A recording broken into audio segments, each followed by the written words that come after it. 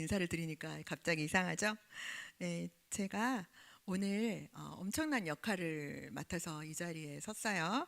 자, 첫 번째는 저는 오늘 설교 담당이 접니다. 김기범 집사님. 네. 네, 그리고요. 제가 오늘 교회 식사당번이에요. 네, 그래서 제가 오늘 영과 육의 모든 양식을 책임지고 있는 박신정 전도사입니다. 아멘이 아니라 그렇죠, 그렇죠, 그렇죠. 네, 자 다시 한번 제가 오늘 영과 육의 양식을 책임지고 있는 박신정 전도사입니다. 아이, 가끔 올라오니까 이러는 거예요. 자, 오늘 말씀의 제목이 뭐죠? 네, 그 차주민 주사님 크게 읽어주세요. 시작. 네. 저는 이 제목을 굉장히 중요하게 생각하거든요. 그래서 제목을 다 같이 크게 외쳐보겠습니다. 시작. 그는 일어나서 아버지에게로 갔다. 네. 자, 오늘 본문 말씀을 이제 선택하게 된 이유가 있어요. 그건 좀 이따 얘기 드릴 거고, 오늘 본문 말씀은요, 돌아온 탕자 이야기예요. 교회를 오래 다니신 분들은 돌아온 탕자 하면 딱 떠오르시죠. 그런데 이제 오신 우리 손성래님은 이 돌아온 탕자 이야기를 아시나요? 네, 모르시는 분이 계세요. 그래서 제가 조금씩 내용 이야기도 하면서 말씀을 전하도록 할게요. 자, 저희가 보고 있는 새벽녘에는 되찾은 아들의 비유라고 되어 있고요. 전에 우리가 봤던 개역 개정에는 잃은 아들을 되찾은 아버지 비유. 그래서 이건 아들의 비유이기도 하고 아버지의 비유이기도 한 그러한 이야기입니다. 자, 이 이야기를 하기 이전에 제가 드릴 말씀은 저의 집에도 떠났던 아들이 돌아왔습니다. 예, 떠났던 아들이 돌아왔죠. 탕자는 아닙니다. 예, 그런데 제가 떠났던 아들의 이야기를 먼저 해야 하는 이유가 있어서 잠시 제가 아들에게 부탁을 했어요. 아들아, 내가 설교를 할 때 네 이야기를 좀 해도 되겠니? 그랬더니 yes, 네, 됩니다. 그래서 제가 허락을 받고 지금 이 시간에 아들의 이야기를 좀 하려고 합니다. 준수가 호주 워킹홀리데이에 다녀왔잖아요. 그래서 호주에서 어떤 일을 했냐면 첫 번째로는 한 달 동안 타일공 보조 역할을 했어요. 그래서 타일을 붙이는 역할은 전혀 못하고 깨부시고 나르고 그래서 아주 그냥 보조로 완전 노가다 일을 했습니다. 그리고 한 달이 딱 지나니까 뭐라고 연락이 왔냐면 엄마 저 이러다가 죽을 것 같아요. 왜? 그냥 그 공사판을 아시잖아요. 공사판은 두드러 깨서 부셔서 새로 만드는 데까지 온통 먼지가 날리고 있어요. 그래서 이러다가는 제가 호흡기에 문제가 생겨서 죽을 것 같습니다. 더 이상 이 일을 하면 안 될 것 같습니다. 그랬더니 아버지께서, 그 준수 아버지께서 네가 결심한 것이니 끝까지 하여라. 그랬단 말이죠. 아들이 죽겠다고 막 그랬는데 너가 결심한 것이 끝까지 해야 되지 않겠느냐. 이제 그런 이야기를 했었어요. 그런데 저기 박성준 집사님이 그 얘기를 듣더니 이제 돌아와야 된대요. 네, 그래서 여러 가지 의견들 속에서 저희 아들이 계속 그러다가 이제 결심을 한 거, 이러다 내가 죽겠구나 하고 옮겨간 곳이 어디였냐면 어떤 식당이었어요. 일식당.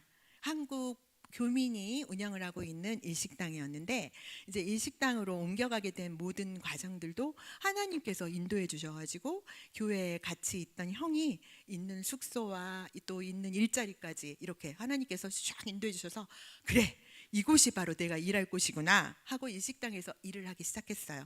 그래서 처음에는 칼질도 잘 못하잖아요. 그리고 뭐 야채 손질이며 이런 거 전혀 못하잖아요. 그래서 주방 보조로 시작을 했던 준수가 6개월 만에 셰프가 됐습니다. 오, 대단하죠.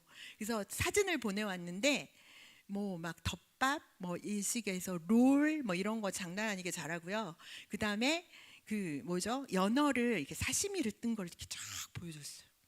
그래서 저희가 집에 딱 돌아와서 아빠가 그랬죠. 준수 보고 준수야, 너의 연어 초밥이 먹고 싶구나. 그랬더니 준수가 저는 절대 다시는 식당 일은 안 합니다. 왜냐면요, 준수가 마음을 먹고 온 게 있어요. 자기는 다시는 노가다는 하지 않겠다. 그리고 다시는 식당 일은 하지 않겠다. 왜 그랬을까요? 너무 힘들었던 거죠. 너무 힘들었던 거예요. 하루에 9시간, 10시간을 식당에서 하루 종일 일을 한 거예요. 밥 잠깐 먹고. 그래서 칼질 하나를 제대로 못했던 준수가 이제 연어 초밥을 만들고 연어 롤을 만들고 모든 음식을 만들 수 있는 셰프까지 등극을 할 때까지는 얼마나 힘들었을지 예빈아 알 것 같지?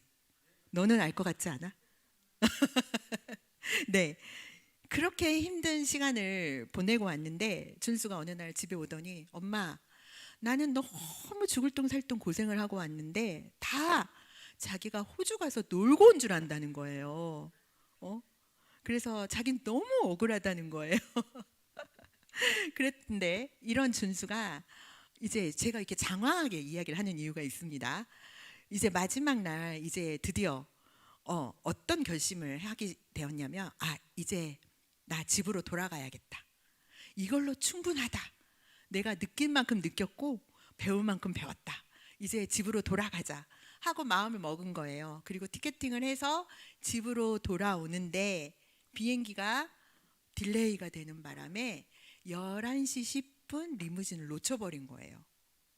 그래서 생애 최초 준수가 노숙인 경험을 한 겁니다. 어디서? 공항에서. 네. 공항 노숙인 경험을 하고 다음날 아침 드디어 집에 도착했습니다.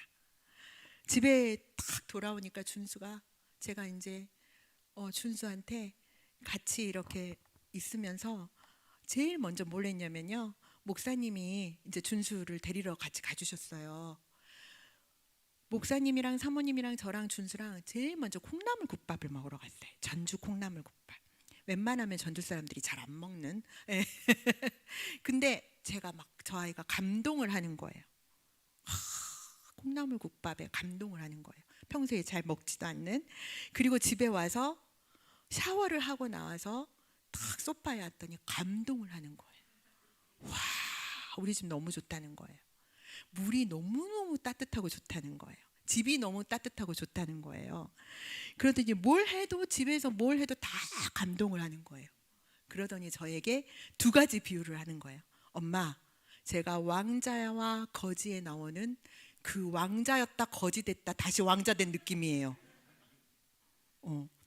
그리고 또 두 번째 비유는 뭐라고 얘기를 하냐면 저 돌아온 탕자가 된 것 같아요. 탕자가 얼마나 죽을 똥살똥 고생을 하고 집에 왔을 때 그 느낌을 알 것 같아요. 딱 그 얘기를 하는 거예요. 그래서 제가 그 돌아온 탕자 이야기를 딱 듣고 그때부터 탕자에 대한 묵상을 하기 시작했습니다. 그래서 제가 오늘 이 돌아온 탕자 이야기를 여러분들과 함께 하게 된 것입니다. 예, 이제 이해가 되시죠? 자, 오늘 이제 본문 이야기를 잠깐 하자면요. 아버지에게 두 아들이 있었어요. 자, 작은 아들이요. 아버지 유산을 미리 달라고 그래요. 이 작은 아들이 날라리예요. 그래서 이 미리 유산, 아버지가 돌아가셔야 받는 이 유산을 미리 떼서 먼 지방으로 떠납니다. 나 이제 독립이야. 그러면서 먼 지방으로 떠나서 어떻게 사냐면 방탕하게 삽니다.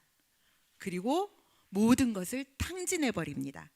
그래서 결국은 어디까지 갔냐면 돼지를 치는 일까지 하게 되었어요. 가장 바닥의 일. 돼지 치는 일을 하게 되었는데 어느 정도까지 곰핍하게 되었냐면 돼지가 먹는 밥도 못 얻어먹을 신세가 된 거예요.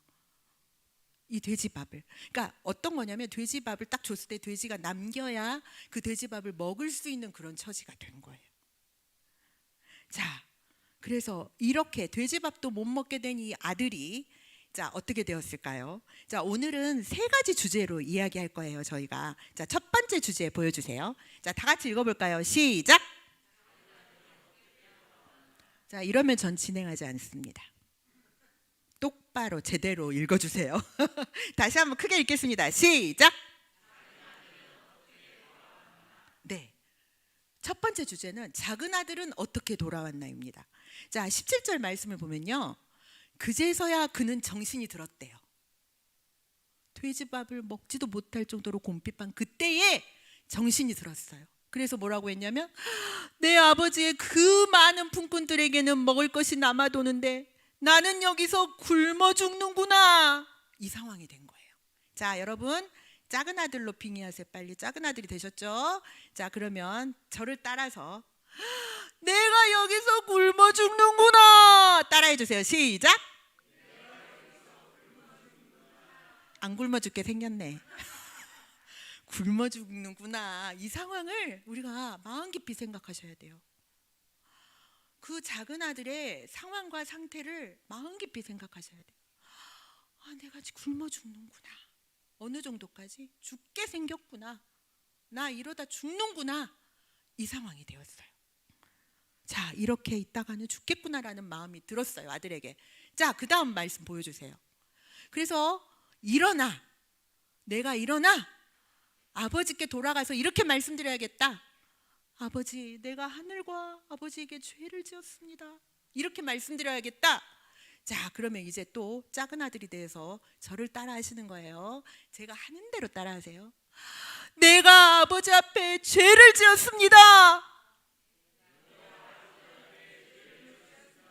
진짜요? 진짜 죄인으로서 고백하셨나요? 맞아요. 죽게 생긴 이 아들이요, 아버지 말도 안 되는, 아버지가 돌아가셔야 받는 이 유산을 받아다가 탕진하고 이제는 완전 굶어 죽게 생긴 이 아들이 그때서야 내가 아버지 앞에 죽을 죄를 지었구나 라는 걸 깨달은 거예요. 그래서 이 아들이 어떻게 했냐면 20절 보여주세요. 그는 일어나서 아버지에게로 간 겁니다. 죽게 생겼어.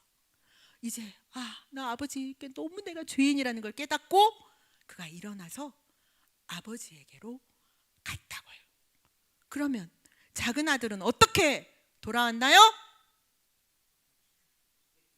죽게 생겨서 내가 죄인인 걸 깨닫고 일어나서 아버지께로 간 겁니다. 자, 이렇게 일어나서 아버지께로 돌아간 아들, 어디서 일어났나요? 돼지우리에서 일어났죠. 또 어디서 일어났나요? 무궁무진합니다. 아버지를 떠났던 자리에서 일어났죠. 또 어디서 일어났냐면 방탕한 자리에서 일어났습니다. 또 어디서 일어났냐면 모든 것을 탕진해버린 희망 없는 자리에서 일어났어요. 또 어디에서 일어났냐면 아무것도 없는 궁핍한 자리에서 일어났고, 돼지 우리에서 일어났고, 돼지밥을 못 얻어먹어서 굶어 죽게 생긴 그 자리에서 아들이 일어났어요. 뭐하러? 어디로 가려고? 아버지께 가려고요. 회개함으로 그 자리에서 일어나 아버지께로 돌아가려고 아들은 일어난 것입니다. 자, 그러면 이제 두 번째 주제 보여주세요. 자, 두 번째 주제가 나왔습니다. 두둔. 자, 크게 읽어주세요. 시작.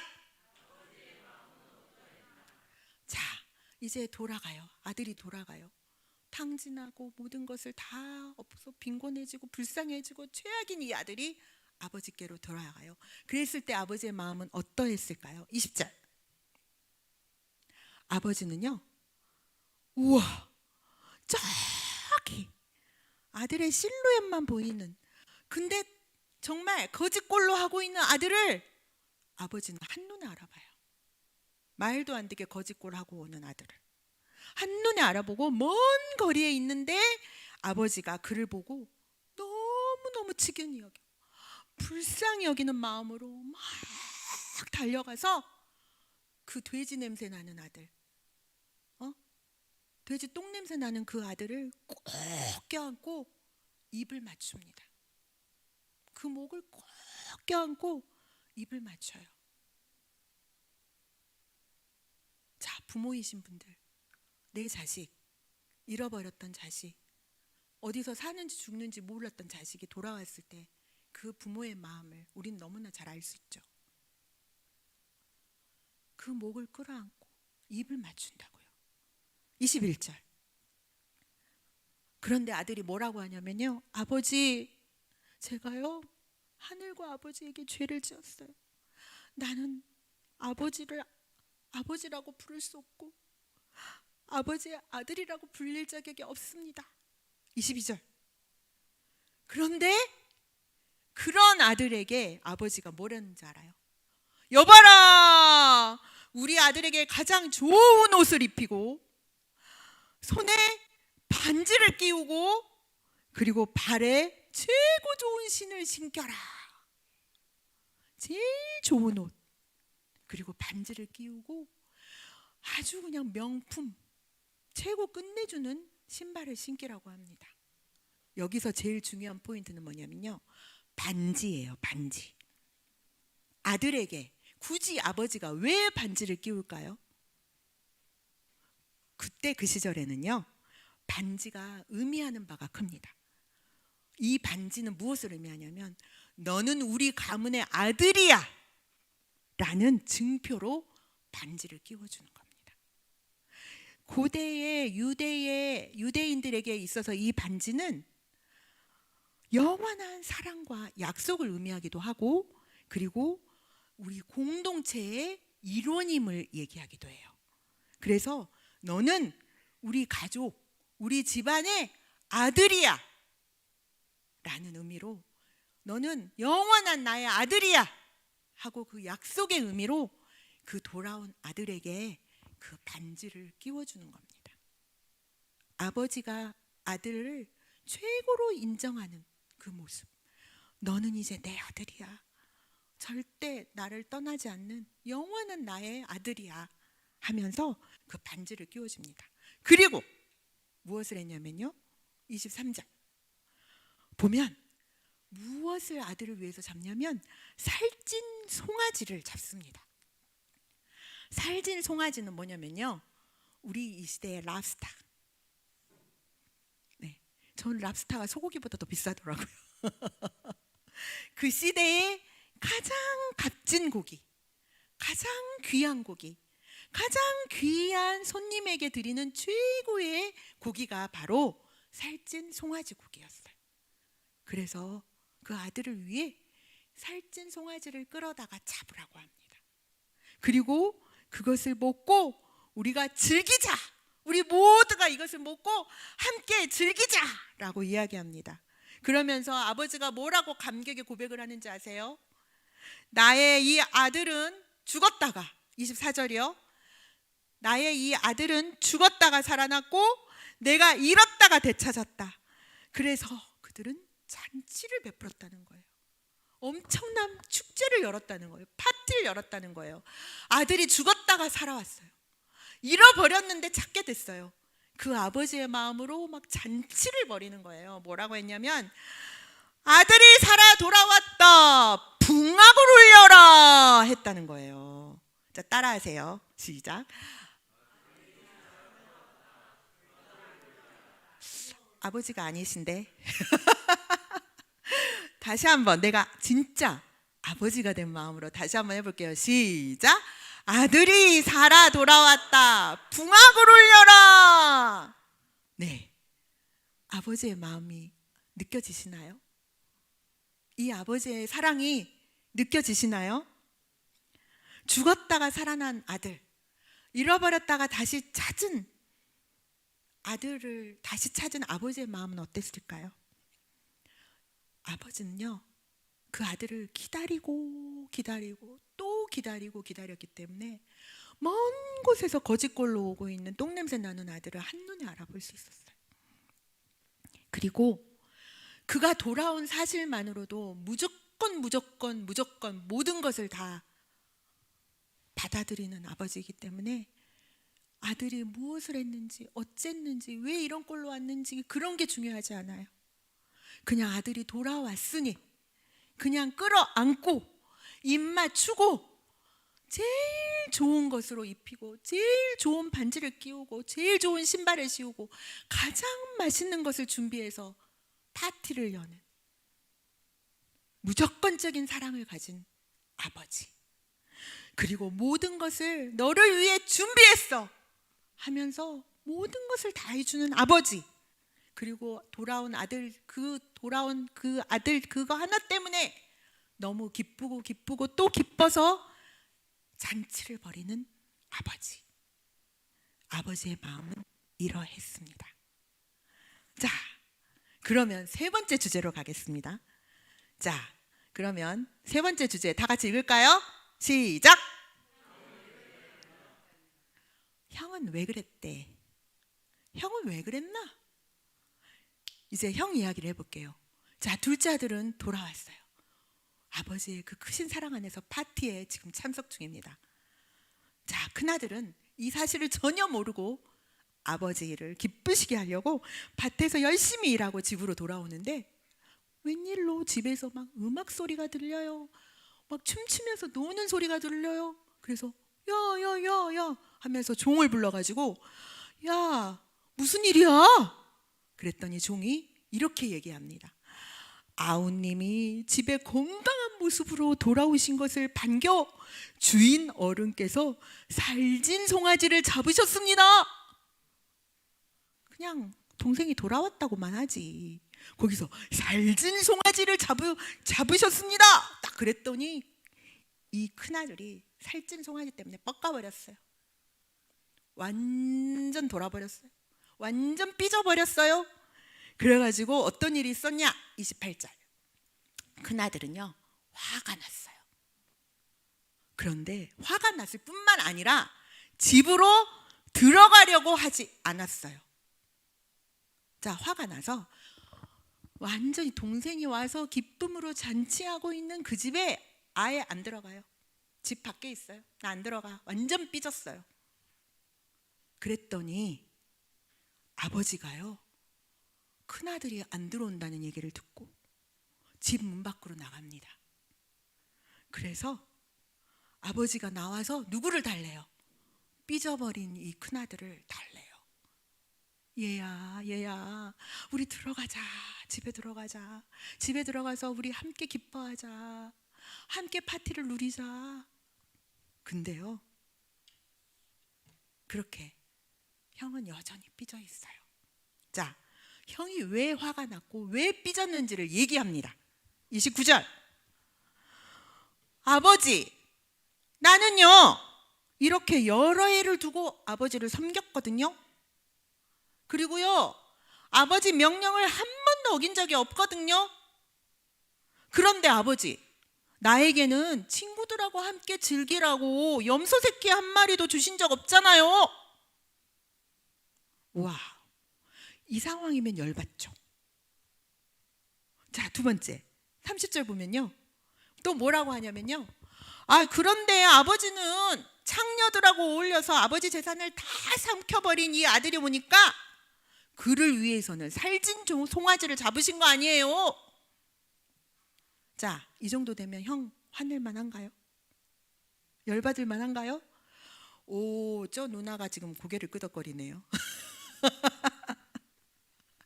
그런데요 여러분, 한번 그러면 형처럼 내가 형이 돼서 한번 그렇게 저들 따라해 보세요. 형의 입장에서 나에게는 염소 새끼 한 마리도 주신 일이 없습니다.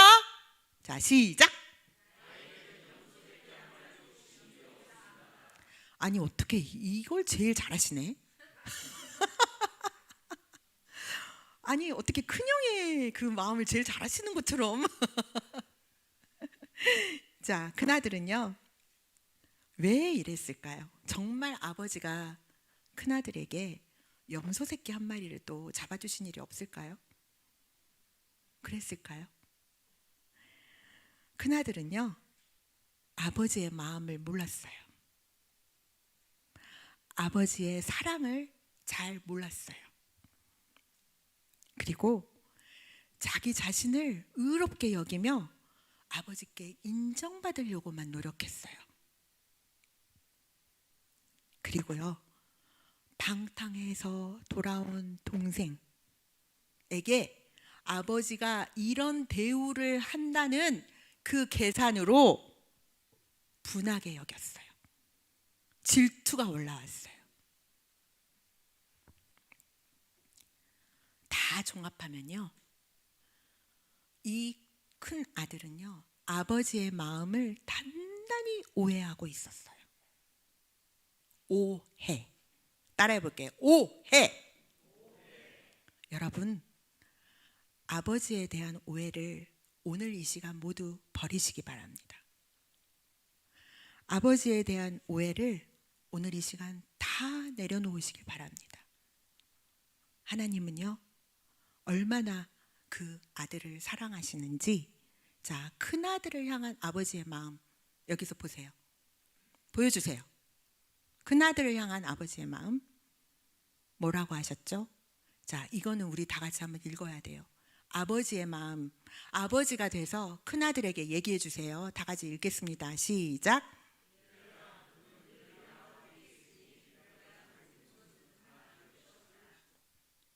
살찐 송아지 한 마리하고 비교할 수 없죠. 이 아버지가 큰아들에게 얘기했어요. 얘야, 너는 늘 나와 함께 있었잖아. 내 것이 다 너의 것이었어. 아버지는 함께인 큰아들에게 모든 것을 다 주는 아버지였습니다. 모든 것을 누리기를 원하는 아버지였습니다. 무조건적인 전폭적인 지원과 사랑을 아끼지 않는 아버지였습니다.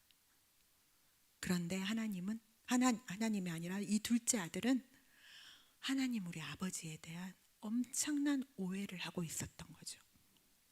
아버지의 이 절대적이고 크신 사랑, 이 무조건적인 사랑, 모든 것을 다 주시는 이 아버지의 사랑을 단단히 오해하고 있었던 거예요. 자, 둘째 아들에 대한 아버지의 마음은 어떤 거였을까요? 둘째 아들을 향한 아버지의 마음 32절.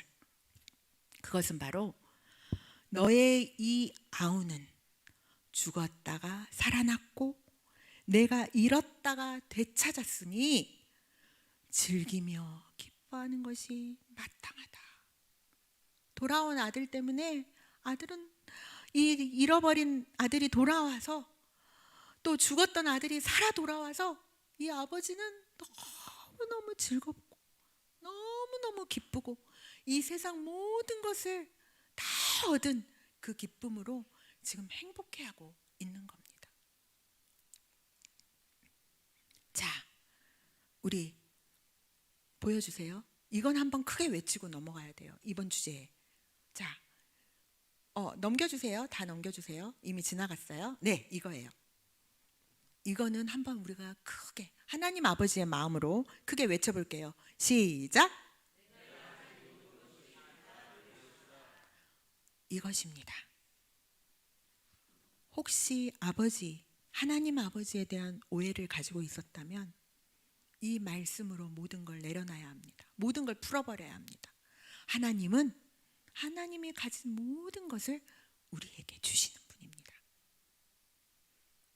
하나님은 우리에게 모든 것을 주시는 분입니다. 가장 좋은 것으로, 가장 복된 것으로. 그곳이 바로 어디냐면 살찐 송아지를 잡아서 가장 좋은 옷을 입히고 내 아들이라는 증표인 반지를 끼우고 가장 좋은 신발을 신겨서 살찐 송아지를 잡아 파티를 여는 그 아버지, 그분이 바로 우리 하나님 아버지십니다. 우리는 모두요, 그래서 이 하나님 아버지의 아들입니다. 모두는 하나님 아버지의 아들이에요. 우리 모두는 이 시간 큰 아들이든지 작은 아들이든지 그 어느 언저리 한 부분에 있는 하나님의 자녀입니다. 어떤 세상에 아직 하나님을 모르는 이들은 팡탕함으로 곰핍함으로 그 자리에 남아있는 작은 아들의 모습이고요. 또 하나님께 돌아온 우리는요, 우리가 죄인인지를 깨닫고 돌아와서 하나님의 자녀로서 살고 있는 우리 또한 작은 아들의 모습입니다. 그런데 또 큰 아들의 모습도 있습니다. 돌아온 영혼들을 기뻐하며 환영하며 함께해야 할 우리들이 때로는 판단하고 그것을 함께 아버지랑 기뻐하지 못하는 그런 큰아들의 모습을 가진 우리들도 있습니다.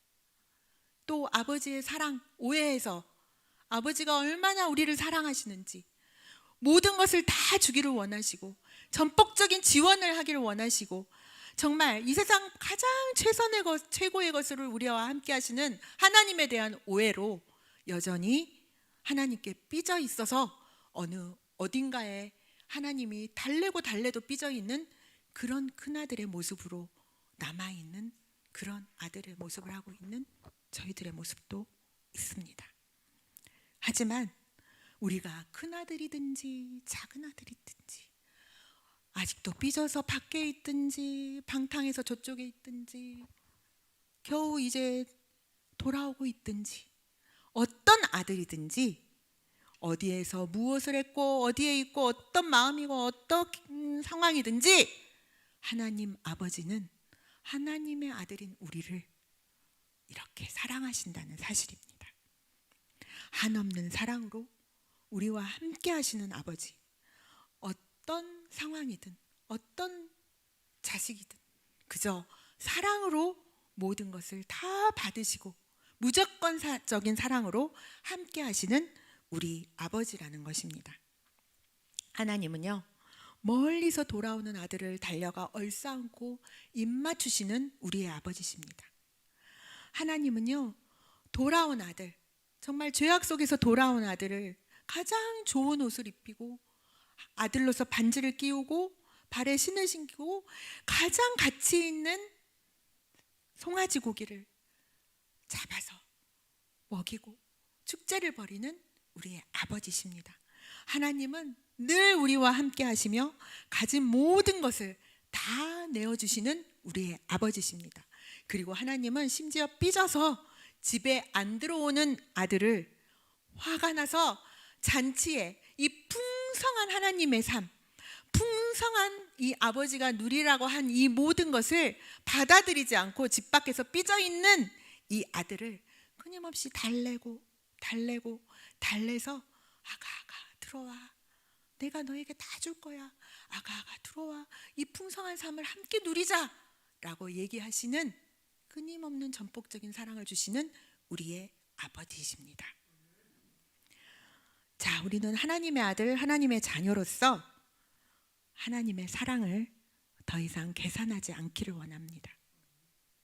그리고 하나님의 이 완전하시고 온전하신 이 사랑을 굳게 믿으시기를 바랍니다. 자, 다시 한번 아멘을 크게 외쳐보실까요? 굳게 믿으시기를 바랍니다. 네. 자, 이제 우리 모두는요, 하나님의 사랑을 몰랐던 자리. 자, 우리가 하나님의 사랑을 다 알지 못해요. 그 모르는 자리, 또 하나님의 사랑을 오해하고 있는 것도 너무 많아요. 말씀과 달리 오해하고 있는 부분도 너무 많아요. 오해하고 있는 자리, 그리고 심지어 하나님의 사랑을 떠나서 삐져 있는 자리, 그 자리에서 이제는 탈탈 털고 일어나야 해요. 다 털어버리고 오해, 하나님의 사랑에 대한 오해의 모든 것들을 털어버리고 그 자리에서 일어나야 합니다. 그리고 당장 더 아버지께로 가까이 나아가야 합니다. 아버지 집은요, 지금 잔치 중이에요. 우리 아버지 집은요, 지금요, 온갖 맛있는 음식과 온갖 넘치는 것들로 풍성한 그냥 잔치가 벌어지고 있는 중이에요. 우리 아버지는 늘 우리에게 그 풍성한 삶을 주시려고 준비하고 계세요. 아가 이리 와, 나에게 와, 나와 함께 하자. 그러면 내 것이 다 너의 것이라고 끊임없이 우리에게 말씀하고 계십니다. 자, 이제 마지막으로 이걸 오늘 다짐해 보겠습니다. 땡땡은 누구일까요? 신정이는 일어나서 하나님 아버지에게로 갔다. 자, 이걸 우리가 절대 잊어버리지 않게 오늘은 어떻게 하냐면, 자, 이정숙 권사님 계시잖아요. 정숙이는 일어나서 하나님 아버지에게로 갔다 할 때 어떻게 하냐면, 정숙이는 일어나서 하나님 아버지에게로 갔다, 우리 이렇게 하고 마칠 거예요. 아시겠죠? 이정숙 권사님 하는 거 아니고. 자, 우리 모두에게, 자, 어르신들만 빼고 모두 다 그렇게 고백할 거예요. 자, 오늘은 영자는 일어나서 하나님 아버지에게로 갔다 하실 거죠? 영민이는 일어나서 하나님 아버지에게로 갔다. 이렇게 하실 거예요. 어르신들은 크게 외치시고, 자, 무릎이 문제 없으신 분들은 일어나서 할 때 다 같이 일어나시는 거예요. 자, 우리 목소리만 연습해보고 마무리를 할게요. 목소리로 연습 한번 하고 다 같이 하도록 하겠습니다. 자, 자기 이름을 넣어서 시작! 네, 좀 이따 이렇게 하실 거 아니죠? 네, 더 크게, 확실하게. 자, 지금 이제 준비되셨죠? 자, 한 번밖에 없습니다. 다시 기회 안 드려요. 자, 벌떡 일어나세요. 자, 다 같이 시작. 신장이는 일어나서 하나님 아버지에게로 갔다. 아멘. 우리 다 같이 기도하겠습니다. 자, 서서 기도.